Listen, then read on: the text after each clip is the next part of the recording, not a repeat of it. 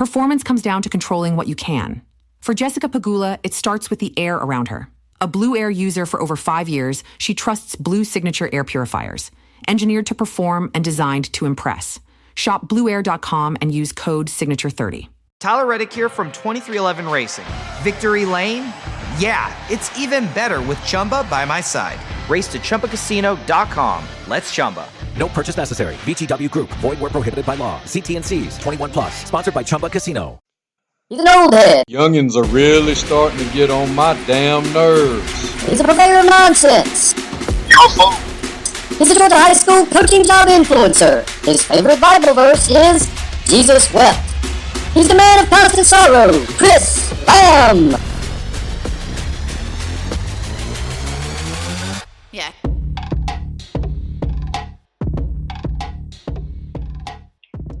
All right, welcome to episode 6. Today we have Andy Scott. He is a 28-year vet in the state of Georgia, a good friend of mine. I've known Andy for almost 20 years. Andy has been an assistant coach, been a head coach for a long time at a lot of good places. And one of the best things about Andy Scott is he's a true gentleman in the game. We don't have too many of those anymore. And I've enjoyed watching Andy pay it forward and give back to us with, I don't know if they're TikTok coach or Facebook reels or whatever they are, the little video shorts you've been doing. They've really been a blessing to me to watch those. But everybody, I hope you enjoy the next hour or so with Coach Scott. Coach Scott, thanks for coming on with us. I sure do appreciate you. Heck yeah, appreciate you having me on. And kind of got into that, just telling stories, and enjoy doing it. I think it seems like all the older coaches, we spend more time calling each other or texting each other and just sharing stories. And I think you've given light to all the things that we as coaches do. And you were talking about the DT or David Thrower. Calling and talking to him, I think he and I probably the shortest conversation we've ever had is 20 minutes.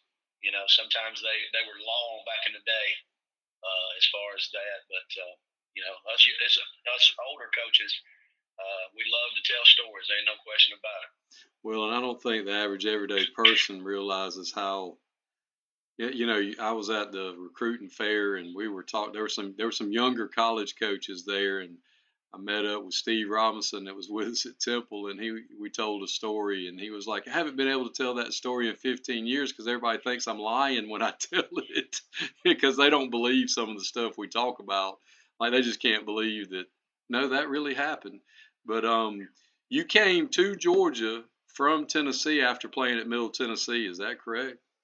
That is correct. Yes, I tell everybody I was a backup offensive lineman and a long snapper. So I was that kid. I was the Johnny Tryhard. I was just happy to be a part of the team, and was fortunate enough to letter my senior year at Middle Tennessee. Went and worked in my hometown for a year as the special teams coordinator and assistant offensive line coach, and then went back to Middle as a GA. And I'll never forget this. My wife and I were married. It was kind of wild. I finished playing, coached a year, and we got married in December. I became a GA in January. So she doesn't know, for the most part, any life other than coaching. And 1 year came into 2. We were broke. We were living in married housing. She was going to school. She was working. I was being a GA, and I needed a job. And I'd interviewed with a bunch of different college coaches and just couldn't find a job. And then Rob Ridings called Boots Donnelly. Rob's a former Middle Tennessee great. And I'll never forget the conversation. I'm down in the GA's office, and he hollers my name, and I come running, and he says, have you ever thought about moving to Georgia? And I said, no, sir. And so he hands me the phone, and probably 2-3 weeks later, my wife and I are packed up, and we're moving to LaGrange, Georgia. So that was back in 1996. And I'll tell you, it's kind of funny. We moved in April. I started, obviously that little, limited contract. And I was really spoiled. I mean, I had PE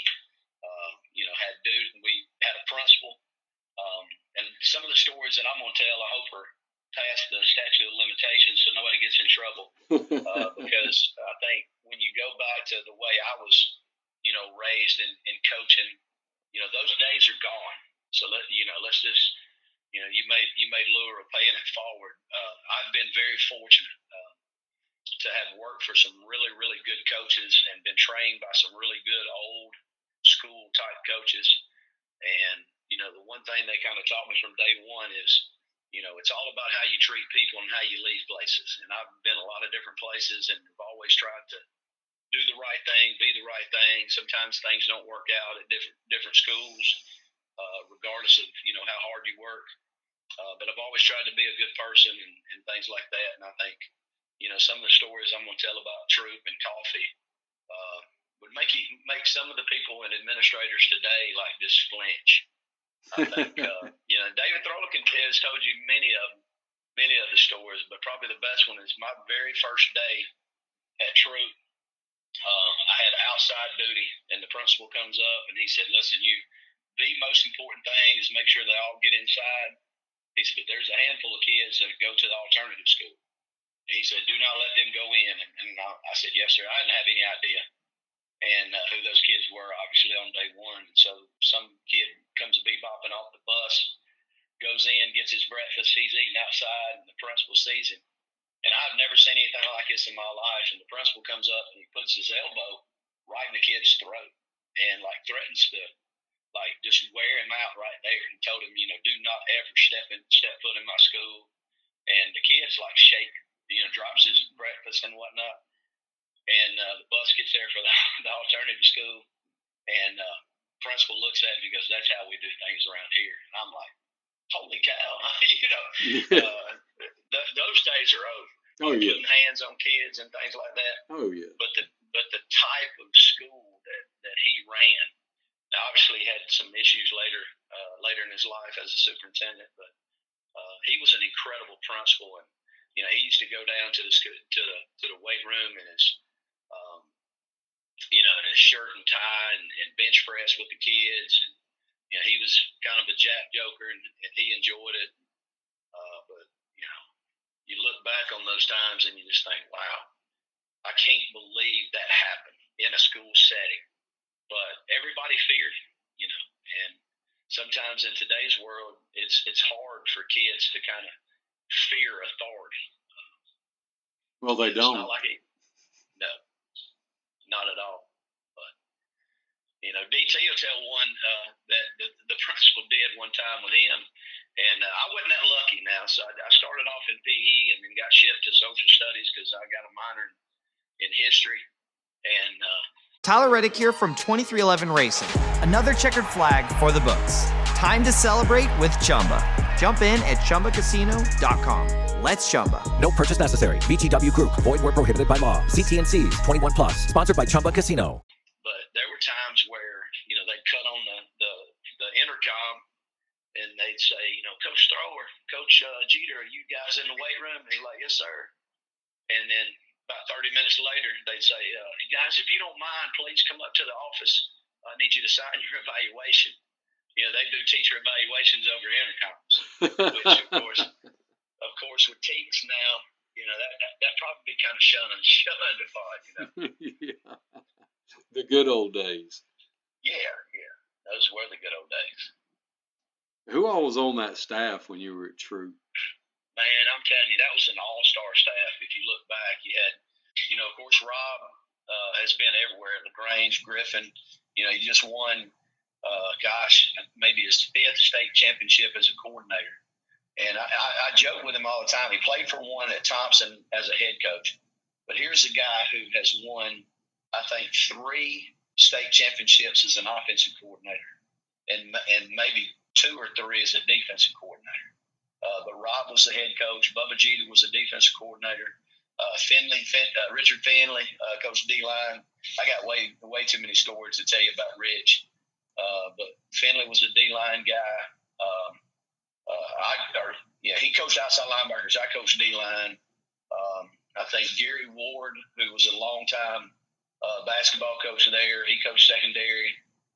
You had Chris Till, who was a great player at West Georgia. I think he's head coach out in Louisiana now. Ken Aldridge, who became a head coach later in life. I think he was at Central Gwinnett. He's since retired. You had Mike Wagner, Bucky's boy, who was our OC. I mean, it was an unbelievable staff of guys. But I tell you, Rich Finley and I, we kind of hit it off. He had just graduated from West Georgia. He and Chris Teal. I think Chris Teal was probably the first of the 26-year-old, seniors in college. He may not have been that old, but Teal would get frustrated at the quarterbacks and then just start throwing perimeter. And he'd stand right behind the quarterback and say, look, can't you see that? Can't you see this? But Finley was in the weight room one day, and I'd come down and he's a weight room guy. He just shot his death by squats and death by bench video. Yeah, that was great. And it was. And Rich ain't ever changed now. Rich has been like that since the day I met him. And so we're in there, and he's working out, and I'm in khakis and a collared shirt because I just came out of the classroom, and kids are in there power cleaning. And Rich had just got through playing, and I'm probably, 4 years away from having ever stepped on the field. And so I could go over in my khakis, and I power clean 225. And Rich goes up there, and, okay, I'll get this. And he did. And he goes on about a 3-week cycle of whatever, he could take. And he comes in, about 3-4 weeks later, and he's power cleaning 275, just mad as all get out at me. And it was funny because he started talking junk. And he's like, hey, let's go watch wrestling. Because, we had a really good wrestling. And DT told the story about, our wrestling team and how good it was and things like that. But we're in there. And Rich is like, did you ever wrestle in high school? And I'm like, sure, no, I didn't wrestle in high school. He's like, well, I didn't either. And so we, 2 guys full of testosterone just got through, in the weight room. And he literally pins me in 30 seconds. He starts laughing. I'm like, what's the crap? What's the deal, man? He's like, I was a 2-time state tournament wrestler back in high school. And I'm like, come on, man. I can't believe that. The WWE in the weight room. Yeah. He gets me in a hole, man. And I feel like I'm a pretty big guy, and I'm like tapping the mat trying to get out from under him. And it was he didn't play fair, I can tell you that. But I'll tell you now, one of the best stories I can tell you too is I got there in PE and Rob needed to hire some coaches, and so that second year I moved to social studies, which I shouldn't have ever done. I should have held on to that PE spot. But being a young guy, thinking I'm helping the program, and I needed a job somewhere. 1 year turned into 2, 2 was about to turn into 3, and even though I applied for a provisional, I was never planning on taking any tests to get certified. And I'll never forget, we're up in that office at Troop, and DT says, have you talked to anybody? I said, like, DT, I don't know anybody. He said, like, where do you want to coach? And I said, well, where's the best place in the state of Georgia to coach football? He said, well, you need to at least experience South Georgia. He said, buddy of mine just got the coffee job. And he pulls out, no joke, if your grandmother or anybody in your family, in their 70s or 80s, has an address book, DT pulled out a book that looks just like it. It looks like it's 100 years old, and it is phone numbers. It's like a Rolodex, but it's like a notebook, the old address notebooks. And he goes through and he finds Kevin's number, and of course, we kind of connect there, and was lucky enough to go and work for Coach Giddens at Coffee for 3 years. And I'm going to tell you, there's not a better offensive line coach and a better guy than Kevin. And I know Kevin's, trying to retire again, from the GHSA, and he's done a tremendous job. I saw him up at the state championships, but I enjoyed every minute of that. What was the story at Troop about Wagner taking your clothes? Oh man, I'll tell you funny. So Mike, Mike's high strung. Oh, Anybody yeah. that knows Mike Wagner, and he will throw down in a minute. But we had like a Google office. Everybody in the same coach's office. Everybody had desks, and I'm very anal attentive. I'm like really OCD, and so every day, every week, really, I would bring clothes for practice. And I had shorts, I had socks, I had, shirts, I had sweatshirt. I had a whole wardrobe of clothes that I'd bring each week. Well, Wag ended up, he would take my clothes, and I'd be like, okay, if he took one or two. But all of a sudden, after, a couple months, I come up there, for practice, and I ain't got nothing to wear.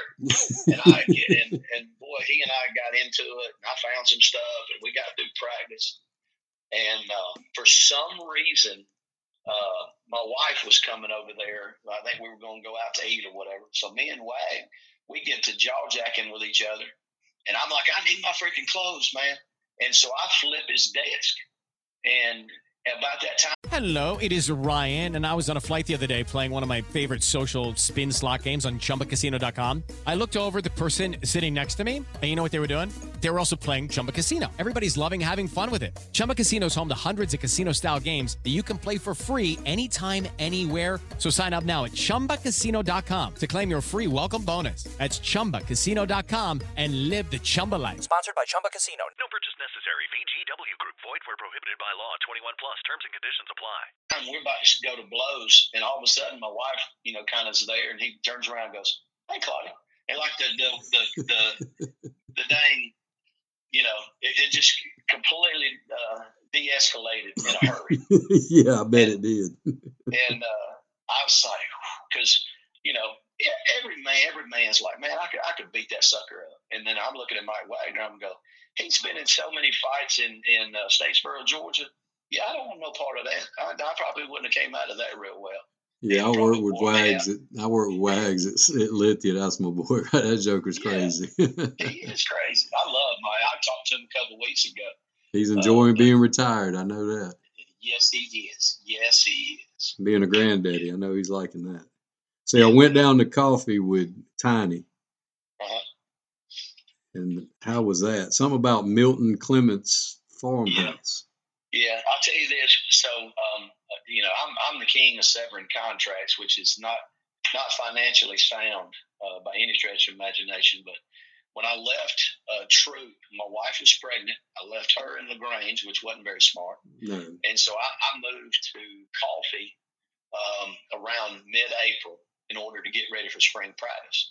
And it was really one of those cool situations where it's me, Kevin, and Scott Ryder, the defensive coordinator, and a local guy. I don't even remember what Milton did, to be honest with you, but he had it seemed like him and Bonwell Roll, and there was a few other guys that we enjoyed some fellowship with that all had pond houses. And if anybody's from South Georgia or country, it's just a shed. It's a mini put together house, on a pond, a fishing pond. And I swear for 2 months that I'm down there until my wife gets down there, we are fishing every day. I mean, it's like low country bulls. I mean, it is the most awesome setup in the world. And I'll never forget. And I feel like being from Tennessee, I'm pretty country. And about 4 or 5 o'clock in the morning that first day, I just hear, I'm like, I jump up. I'm scared to death. I'm like, is there a rattlesnake in here? Like, what's going on? And, I hear it again. It's like, and so I come, I'm in their little loft area, and I come, bebopping downstairs, and Giddens is like, what's wrong with you? I'm like, did you hear that noise? And all of a sudden, here it goes again. He just starts laughing. He said, Coach, that's deer feeder.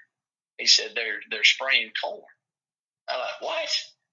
He's like, yeah, he explains the whole concept to me, of it being a little hunt club. And I've been hunting like when I was a kid in Tennessee, but I don't remember ever doing that. I was like, that's cheating. They all laugh. They're like, yeah, it is. Them yellow acorns. You got to put them yellow acorns out there. That's exactly right. But I'll tell you this, and this is, again, another story My first 2 jobs in Georgia, I thought it was like this forever, which it's not. But of course, Kevin hires me. We stay there and whatnot. And so the very first day of school, I show up and have to do some things. But then I'm in one of my first classes, and so I'm in a health class, and I'm introducing myself to the kids. I'm in the school. I have signed the contract. I've done fingerprinting. I am signed, sealed, and delivered. And I'm at the first day of the school. And this lady comes knocking on the door. And she comes and introduces herself. Joanne Bannon, hey, nice to meet you or whatever. And she leaves. And I look at the kids and I said, who is that lady? And they all said, Coach, that's the principal. And I went, what? And I'm thinking in my mind, and I didn't really put it all together because I was young and didn't really understand much. But like, I'm hired and I'm working at the school and I've never met the principal. But you think in today's world, that's just, you can't. There's no way that those things go on in today's world. But there was a guy, Jardine, whose dad, Walter Jardine, whose dad's, the stadium, Jardine Stadium's named after.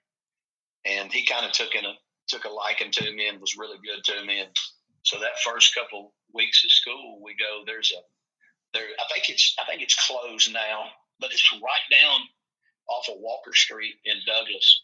It was a place called Scampy's, and it was all you can eat. They got a little bar too, but we never went there. We just go to the restaurant, And it was all you can eat wings. And so we're in there, and he and I are eating, and we're just having a big time. And there's an older gentleman, and he's just having a blast. He's drinking, and he's walking around, shaking hands, kissing babies and stuff. He comes up and gives me a big hug and says, hey, Coach, welcome to Douglas. We're glad to have you. Blah, blah, blah. I said, you need anything, Walter's got my number. We'd be glad to take care of you, ask me about my wife and whatnot. And he walks away, and I look at Jardine and said, who's that? He's like, that's the mayor of Douglas. And I'm thinking in my head, I done moved to heaven. This is unbelievable.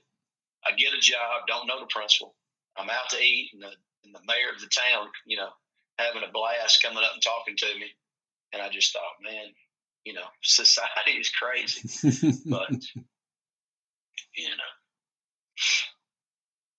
But I'll tell you, another one down there, my son was born in Douglas. And so my wife stays there, and she had gotten her certification, was going to get to be a teacher. And, of course, we don't know any better. She starts applying. She interviews at a couple places, and we had a superintendent who was really, really involved. And he comes over to practice one day, and he's asking how Claudia's doing, if she's had any luck finding a job. And I said, no, sir. And this was on a Tuesday. Okay, this is Tuesday in May. We're in the spring practice or whatnot. And I said, no, sir, she hadn't found anything yet. She's interviewed, blah, blah, blah. He says, okay, I'll take care of it. So about 9 o'clock that night, I get a call, and it was him. And he said, is Claudia there? And I was like, yes, sir. Hold on just a second. And tells her that she needs to report to a certain school. And so the next day I go to school, or, to talk and interview. Well, the next day I go to school, and Giddens comes to me and goes, holy cow. He said, last night the superintendent stopped the board meeting, because they had a board meeting that night. He says, I am not signing off on any agenda item until Claudia Scott gets a job in Coffee County. He says, what do we have open, and where is it? And in today's, hierarchy of needs, there's certain places that do that. And that's why I was so excited. Steve White, who's still down there, I guess he's been doing it for 40 years. Them winning the state championship and just seeing the excitement in that community. That place is always from the time I was down there, has always been hungry. And Coach Coe and those guys, they did an amazing job. They were physical. They were very Michigan-like. Yeah, it was fun to watch them finally win one, because they've always been, real into it. I mean, even their baseball program's always been, just athletics in general. I mean, they get it. I mean, they know it's another avenue for kids to succeed, and be successful and having opportunities that they wouldn't get elsewise. Oh, no doubt. And I joke, we had better equipment. We had a better practice facility, a better weight room, coffee than probably 90% of the Division II schools in the country. Like when we were out there at practice, I coached O-line, we had more toys than you could ever think of. We had pads we didn't ever even use. We had a big old, shed. It wasn't really a shed. It was almost like a warehouse to keep the equipment. And I was the equipment guy. I mean, it was amazing the amount of funds and support we had. We could never really get it going. We made the playoffs once, kind of backdoored in because Bainbridge played an ineligible player. But, we were in a region, and people talk about regions being tough. We had, Valdosta, Lowndes, Colquitt, Tifton. That was back when Ware County was part of that region. Bainbridge. I mean, you could be good and finish fourth or fifth, and that's kind of where we were every single year, just right in the mix. We were a really good football team. We could never crack the playoffs, and I was down there in 98, 99, and 2000. In 98, Valdosta won the state championship in our region, and in 99, Lowndes won it. And 99 was the year we made the playoffs and played Brunswick and got absolutely shamboozled.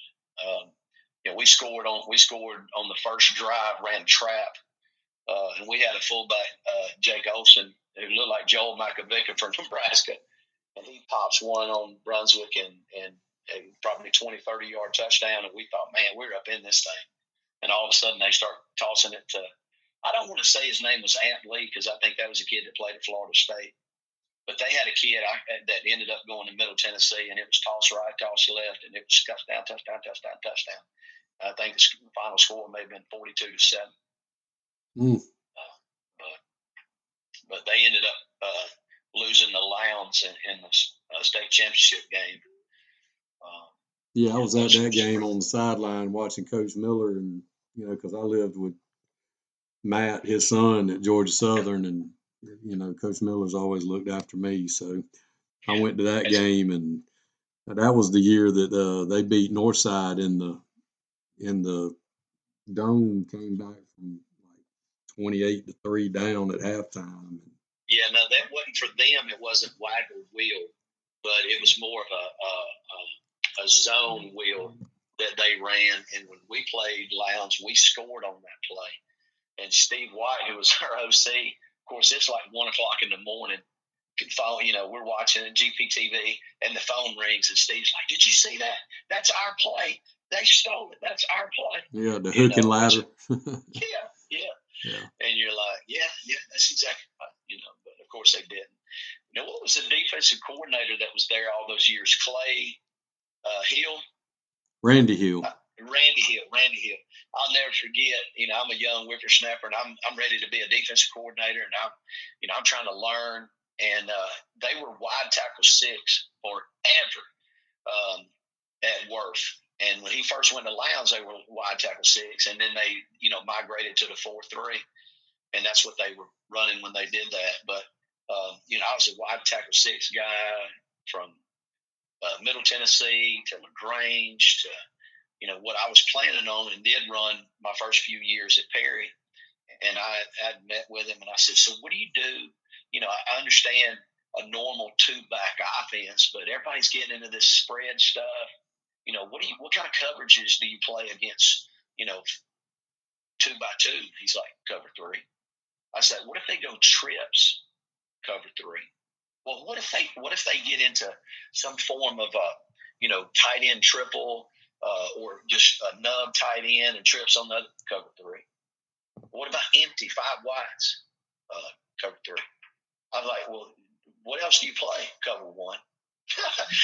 Okay, so people nowadays are playing 2, 4, 6, 8. All these different variations of mod and match and rip Liz and all that. Like, you can win a bunch of games just being sound, and that's having what those dudes. guys.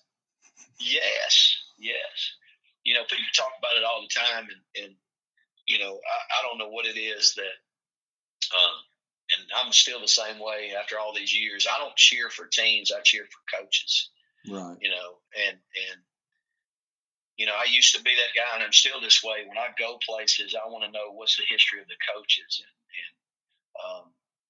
when I first got to Perry, after my first year as a head coach, I realized, I was an idiot, and was able to sit down with guys like Robert Davis and Luther Welch and Conrad Nix and Larry Campbell and Dan Pitts, and just try to hear those guys and hear guys like Randy and hear guys, like Milton Miller and I just don't think in today's coaching that enough of the young coaches have a respect of the coaches that came before. I just think that's one thing that, and I think that's society. I don't think it's just necessarily young coaches, but there's a lot of older coaches that really admire guys that have gone before. And I think the older I get, the more I appreciate the opportunity to share stories like this with you. But I've been very fortunate to have a lot of really young coaches that have taken, and I've been a head coach 14 out of 28 years, and the amount of guys who've worked for me that have gone on to be head coaches, I take a lot of pride in, because you have to chart your own course. But at the end of the day, if you don't have a vision and you don't have somebody that you can call and get advice, and I still do that today. When I was learning the 3-3 and migrating from the wide tackle 6, I'd call Donnie Branch at LaGrange, and I said, well, what do you do about this? What do you call that, or how do you adjust to that? Tyler Reddick here from 2311 Racing. Victory Lane? Yeah, it's even better with Chumba by my side. Race to ChumbaCasino.com. Let's Chumba. No purchase necessary. VGW Group. Void where prohibited by law. See T&Cs. 21 plus. Sponsored by Chumba Casino. And then, spending those years with Fabrizio at Lee, or that year Fabrizio at Lee County, and seeing how he does things. And even today, calling him, saying, have you guys changed anything, or what are your adjustments, or can you share, your tackling video, your practice video? And, every coach is different. I think, the one comment my wife made to me that I'll tell everybody, when I got the Perry job, she said, she gave me some of the best advice ever. She said, whatever happens, do it your way. She said, eventually you're going to get fired anyway. So let's just enjoy the vacations. Do it your way. Do it the best you can, so that if you do get fired, you'll look back and go, I did it my way. And I think that's, you can't be somebody you're not. And I think there's a lot of coaches who try to be the next, Dabo Swinney, the next Nick Saban. Just be Chris Lamb. Just be Andy Scott. Just be whoever you are. Because, Bubba Jeter told me a long time ago, the kids can tell the difference between crap and shinola. They know who the coaches that are genuine. And when it all boils down to the kids and how hard they play for you, John Bobo told me a long time ago, and I've seen a lot of coaches that I know that have shared it in the past, but he used to say that there's a lot better coaches than there are good jobs. And he said, don't ever look, because he and I used to talk, and I'd say, Coach, I want to coach in college. I want to someday coach in the NFL. And he'd just laugh. He goes, well, why do you think that's any different than coaching in high school? He said, when you watch teams play, are they fundamentally sound? Do they line up correctly on both sides of the ball? And you've been a part of good teams and a part of bad teams. There's times where you turn on that film and, boy, we look good until the ball snapped. Right? Yeah. You know what I mean? Like, golly, we were lined up right. Ooh, we didn't touch a soul, But watch teams, are they fundamentally sound? Do the kids play hard? And are they physical? From that point on, it's a Jimmy's and Joe show, and the best players normally win. But when you have two teams that are both really, really good, and one is fundamentally sound and they're very physical and they play hard and they play together, that's the team that wins state championships. those teams that are really, really athletic, yeah, they're going to make the playoffs. But then they're going to meet a team. You know, I joke, and people don't want to hear this. When I moved to the Metro Atlanta area in 2012, you know, I'd spent 17 years south of Maine. And during those 17 years, we played against like 14 state championship teams. From 2012 until, 18, there wasn't a team in our region that won one up here. And Marietta won it finally. But people don't have any respect for how good a Hawkinsville was, how good Peach County is and was, how good, you know, teams like Wilcox County was, and Doherty, and Cairo, and you know, Colquitt County, and Valdosta. You know, when Valdosta won at 98, they didn't have any kids that went to college. You know, I'll never forget, we'd sitting in, you know, staff meetings at coffee, and I'd be like, Valdosta High School, 23 state championships, 6 national championships, and they ain't very good. But when that ball was snapped, they had 11 kids on defense. They had a nose guard that's probably 5'10", 175 pounds that was absolutely unblockable. They had 2 6'3", 190-pound outside linebackers that were unblockable. And you're like, okay, well, we're not beating them suckers. You're like, oh, I get it now. Yeah. And you know, you talk about in your hotness about Tifton. You know, I'll never forget Brody and those guys. You know, there were a lot of those guys that worked for them that were about to retire, and they just went down and coached middle school football. And people don't understand, in the Metro, South Georgia has a bunch of coaches that still love to coach, but they don't mind doing middle school weight training and middle school football. And those kids are getting so much better coaching. You know, the days when Thomas County Central ran the veer forever, you know, they were running the veer from the 6th, the 7th, the 8th grade. You know, those kids were coming out the chutes, you know, every single day for those 3-4 years leading up to the day they ever stepped on campus at Thomas County Central High School. And I think, you know, those places down there are legitimate football factories. I think teams now feel like, you know, it's the transfer portal kind of thing. Let's just get us a bunch of dudes and let's just line up and play, you know, cover 2 and man under 2 deep, and let's just ball out and throw it all over the place. And then they line up in the playoffs and get mollywopped by teams from South Georgia, you know. Well, your first head coaching job was at Perry, wasn't it? It was, yeah. In 2000, I was a head coach in AD 2005 to, I guess, 9 or 10, something like that. Yeah. And like I said, you know, I had no idea what I was doing. I was very fortunate to get that job, and we made the playoffs and made it to the quarterfinals. And you know, I texted Kevin when they won it this year, just excited for that community. There's kids on that staff that played for us that were on our team, and you know, a lot of people that are still there. I was, you know, on the sideline with Casey Hayward, and Torian Smith, and a lot of kids that played for us, Sidney Swan. I'm telling you, that's another place that could just never get over the hump. You know, when we were there, you know, it was always Northside, Warner Robins, and Houston County wasn't very good, and the veteran didn't exist. But it was always, I'll never forget, I was at the bank of the Perry Bank there, and I was getting some money on a Friday, and the lady's like, "Who you for tonight?" And I'm like, "I'm for Perry." And she goes, no, I'm talking about Warner Robins Northside. I'm like, "Lady, I don't care about that game." You know, she had no idea who I was.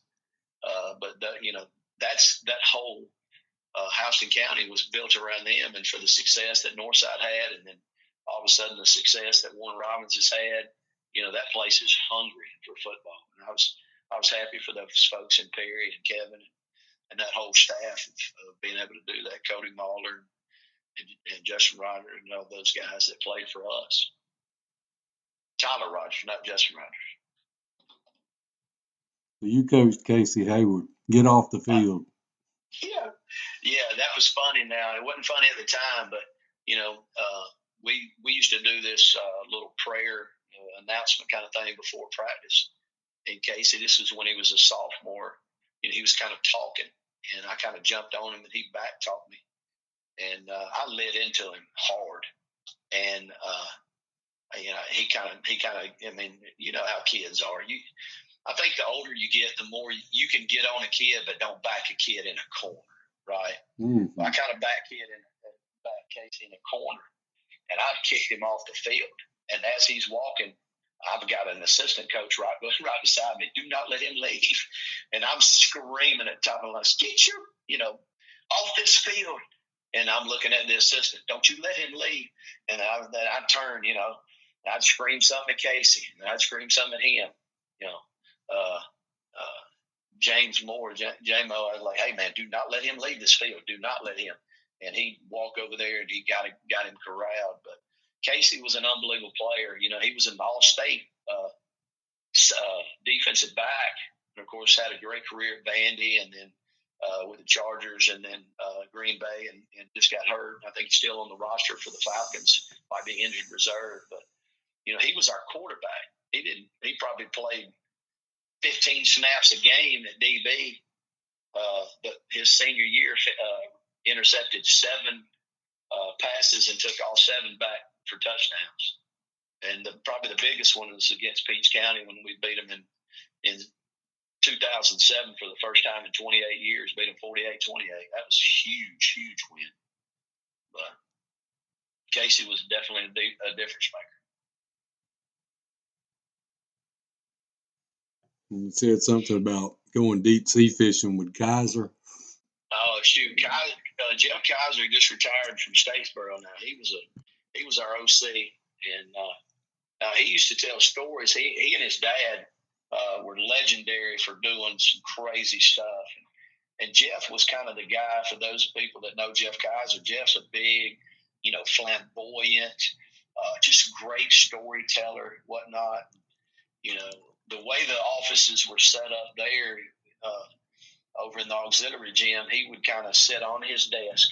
There was nowhere to sit, so all the coaches would kind of sit out in the hallway, sit on the floor, and it was like he's up there, and we're all down here, and he's telling stories about he and his daddy's, deep sea fishing and whatnot, and we're like, dude, what were you talking about? And he starts talking about these fish, and that was around the time that you could look up Google on your phone. And so I'm Googling the fish he's talking about. And so I start going along with him, and I'm like, so what color is this fish? And he's like, it's kind of a bluish, color. And like, how big is it? And then I start passing my phone to another coach, and then another coach, and then another coach. And then Sean Masters finally hands the phone to Jeff. He goes, y'all son guns, y'all didn't have any idea what I was talking about. If y'all would have never looked this up, I'd have been fine. So we caught him in a lie. But, you wonder how many folks sit around and tell stories that are completely false. But Sean Masters just said, Jeff, come on, man. You got to tell us the truth here. In 2007, you had a no-shave November. Oh yeah, that was kind of the year we got on a run, had some big wins, and then my wife, I guess everybody in the 90s, and I don't know about you, but we all had mustaches in college, which were just. I did not. Come on now, you're a little bit younger than me, but we had mustaches, and then I shaved completely from really 96 to 07. And I'd beg my wife, I want to grow a beard. I want to grow a goatee. She's like, no. And then we start winning. And everybody's like, we're not shaving. We're not shaving until we lose. And all of a sudden, we all grow these semi-beards. And then if you remember anything about the true No Shave November when it started, you would do some really stupid stuff. You grow sideburns, handlebars. You just do some crazy stuff. Well, the night we played Harris Rainbow in Worth County, I shaved a goatee. And, we win that game. We beat LaGrange in Perry, which was a huge upset. And then we're going to North Hall, and, we celebrate that win. And for some reason, from 2007, November 2007 till today, I still have a goatee, and it's completely white now. But it was that was my only way to get her to let me grow a goatee. But we started winning, and she enjoyed it. She liked it. So sometimes you gotta trick your wife into letting you do things that sometimes she might not agree with. So where did you go after Perry? So after Perry, I ended up going to, they opened up a new school up in Walton County. Harris Rainbow, who I knew real well, was a good friend of mine. He got that job. I went up there. It was a tough place just because we didn't have any players. It was, like I said, a new school branching off from Monroe area and Loganville. So I was probably there 7 months. And then I left there, and I went to Lee County. Probably the best move I ever made as a coach was to go and work for Dean Fabrizio at Lee County. And, I think, looking back, I probably should have never tried to be a head coach. I enjoyed it. But, when you're a head coach, man, you have so many other things that you do that you just want to coach ball. And part of the deal, my wife telling me to do it my way is, even when I was a head coach, I for the most part ran the weight room, ran the defense, coached linebackers or secondary. And working for Dean, I was in ISS all day. All I did was watch film. I did the defense, called the defense. And then, about halfway through January, February, I'd get a call from Matt Moody, who was a buddy of mine who was at Harrison at the time. Hey, the Kennesaw Mountain job's open. You need to do it. And then a couple of days later, Phil Ironside, who was a good player at Middle Tennessee, was at Hillgrove. Hey, you need to take the Kennesaw Mountain job. I think it'd be a good job. And, I go up there 6 years, moved to Kennesaw Mountain, and tried to do everything I could to get it right, but just couldn't. It was a 7A school. We had probably 700-800 kids in a math science magnet school that I didn't really know about until I took the job. Which you look back and go, man, you probably should have done your homework on that thing. But I enjoyed it. My son. Tyler Reddick here from 2311 Racing. Another checkered flag for the books. Time to celebrate with Chumba. Jump in at ChumbaCasino.com. Let's Chumba. No purchase necessary. VGW Group. Void where prohibited by law. CT&Cs. 21 plus. Sponsored by Chumba Casino. Graduated from there. It's as good a school day as you'll ever meet. Did the Walnut Grove, Lee County, Kennesaw Mountain, and then after I left, I was 6 years at Kennesaw Mountain, and then went to Hiram as the DC. And Pete Coleman was incredible to me. I look back, the time I was with Fabrizio as a defense coordinator, as good a job as you'll ever have. I should have never left.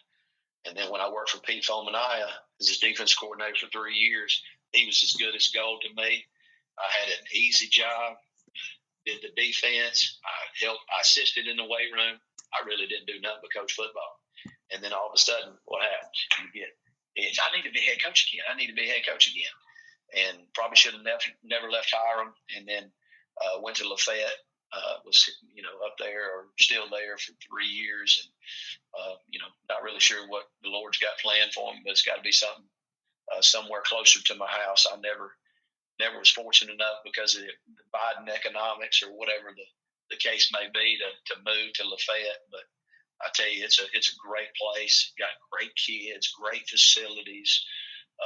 The support in the community's unbelievable. Somebody's gonna get a really, really good job. I think it's a great position. But I just couldn't really afford to move this late in my career, especially with the housing market and the interest rates being what they are. But I'm kind of that in-betweener guy right now, just trying to see what's out there. Well, tell me about Wade Stewart versus Brent Fullwood. One of the funniest things, I know we all as coaches, all feel like we're athletic. And Wade Stewart worked with me at Perry. and worked with me at Kennesaw Mountain. And Wade, when he was in high school, he was a really good athlete. Played baseball, played football, but as he, we all get older and bigger and grumpier and whatnot. Wade is the constant. He's now a special teams coordinator, secondary coach at Cartersville. Still a real good friend of mine. But Wade talks major league junk. And Brett Fullwood's a former Auburn great, former NFL, guy that coached their running backs, and they get to jaw jacking one day. And Wade's like, "Hey man, I will race you. And if you have ever been around coaches who race, what's fixing to happen? Somebody's going to pull a muscle." Yeah. Somebody's finna pull a hamstring. And you got Brent Fullwood, who's all of 6'1", 230. He looks like he could play for the Green Bay Packers still. And they line down and they take off. And about 20 yards in, Fullwood blows his hamstring, and Wade Stewart beats him, And Wade's probably, giving him some. He might be 5'9". And Fullwood's this big, long, athletic-looking joker that played at Auburn with Bo Jackson and those. That's just coaches being coaches, Those are some crazy ones. I do have to tell you this. One of the stories I wanted to share. I don't want to really say the program, but one of the things that I think makes coaching fun is there's certain kids that need football more than football needs them, right? And we all, as coaches, are always walking through the halls, and for some reason, we're always migrating to these kids with special needs. Every place I've ever been, we've always had either a manager or a player with special needs. And one of the schools that I've worked with up here, we had a young man that he was a manager as a sophomore. Coach, can I play? And the head coach was like, no. Gets to be a junior, coach, can I play? No. And then gets to be a senior, coach, can I play? Now, listen, you're probably not going to play in any games. Not sure how we're going to get you eligible, but we're going to figure it out. And we kind of did what everybody does. The varsity watches film on Mondays, and then you have the JV Super Bowl outside scrimmage. And this kid never went to film with us, but would always go outside and do the JV Super Bowl scrimmage with the young kids. And as we're walking out late in the season, he's out there and he is making tackle after tackle after tackle. And we're like, holy cow, what in the world? And all of a sudden, one of the sophomore kids that just left film jumps in there with the JV scrimmage and takes off on a little run and kind of makes a juke. And this kid looks like he got electrocuted, right? This special needs kid. He's running to make the tackle, and he just locks up, legs straight out, arms straight out. I swear to God, it looks like he just got electrocuted in the middle of the field. All of a sudden, he starts running, and he's grabbing his pants. And we're like, what in the world? He's like, Coach, I done crap my pants. I crap my pants. Oh, no. I don't think there was a human being on that field that was not laid out on the turf laughing. Oh, no. Poor fella. Yeah, poor guy. But, of course, he went back in, cleaned himself up, and came back out for practice. And he, of course, what was he? He was in my position group. And I'm like, oh, you just need to stand over there. We're not letting you practice or touch anybody today. But I think that's one of the cool things about coaching. It's just, how we all just pour in to the kids that we coach. We all go different places. And Kevin used to tell the story, when I was a young coach, you kind of, and you always think you're supposed to hate the other team. And Giddens is like, listen, we're all battling the same issues.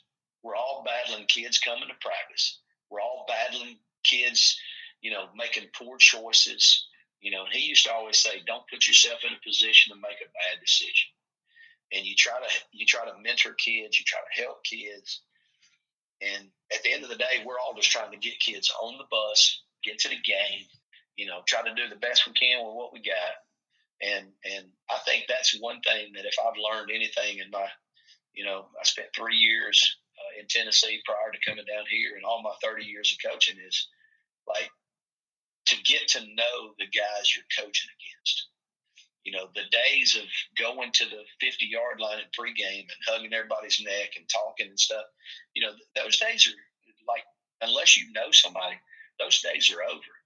And I feel sorry for the game and for coaches now that don't have, we don't have a Rolodex anymore like DT had. We all have numbers in our phone. But if you can't pop off a text or if you don't have a chain of 20, 30 guys that, whether it be Christmas, Thanksgiving, New Year's, hey, congratulations, big win. One of the coolest things ever is like getting text on a Saturday morning from somebody that you worked with 20 years ago, that you talked to and things like that. And that's probably the coolest thing about coaching that I enjoy and miss. I'm going to miss when I do retire is just being around guys and just sharing fellowship. And heck, that's how I met you, in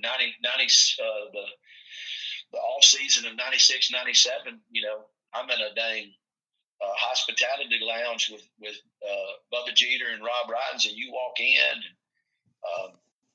and we've been buddies ever since, the days of the GA, what was it, GAVSB vent, and all the great stories.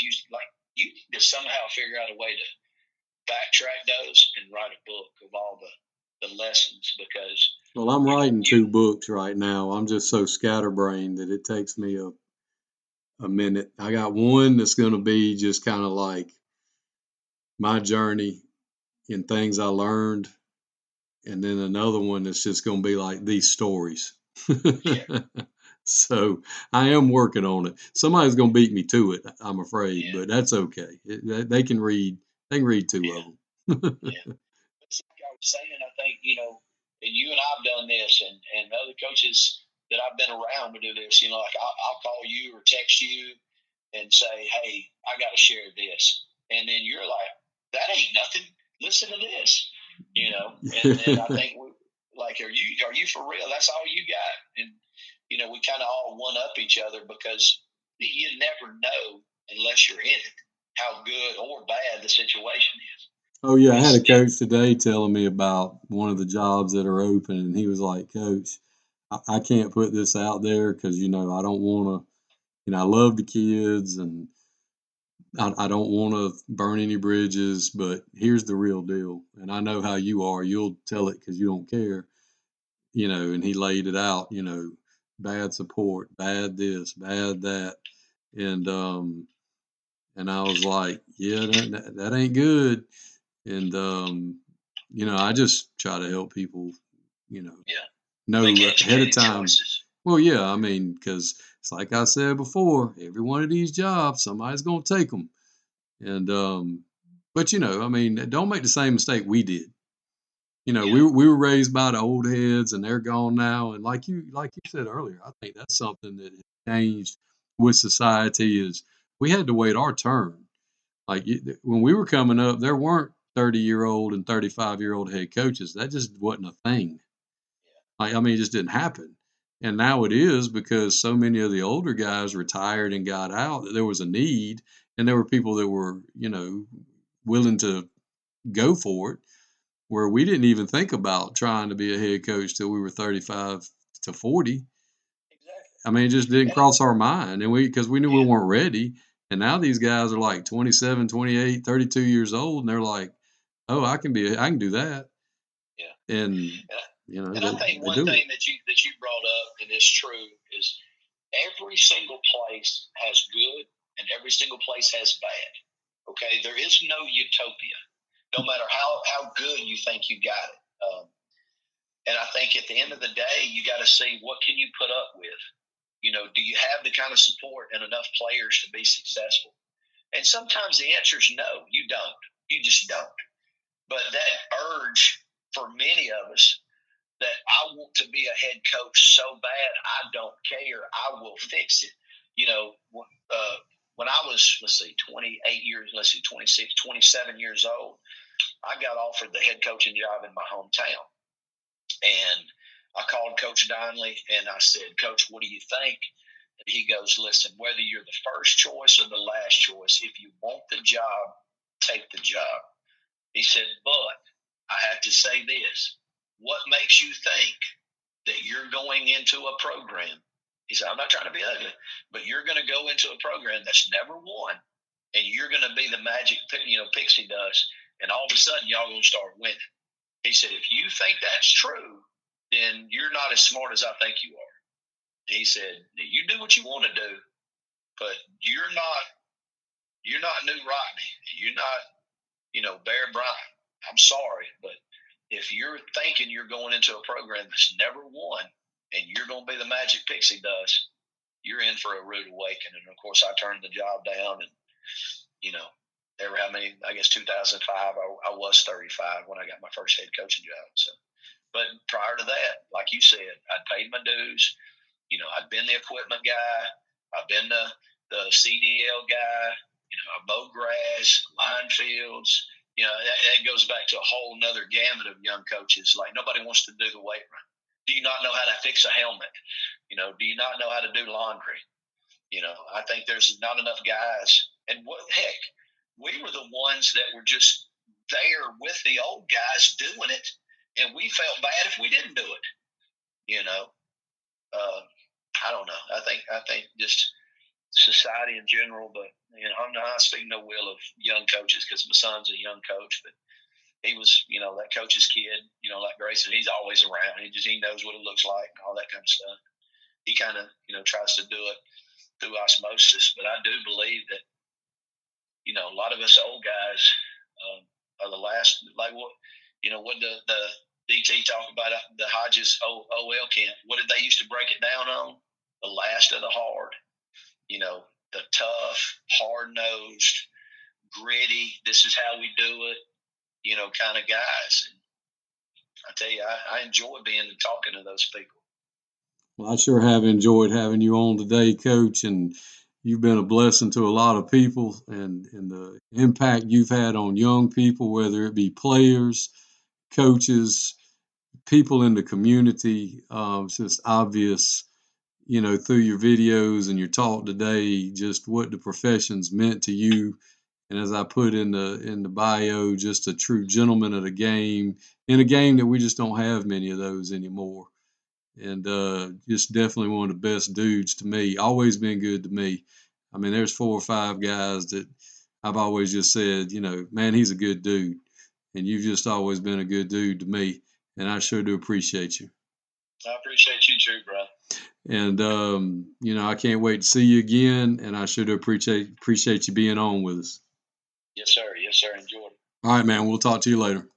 Yes, sir. All right. Bye-bye. Yeah.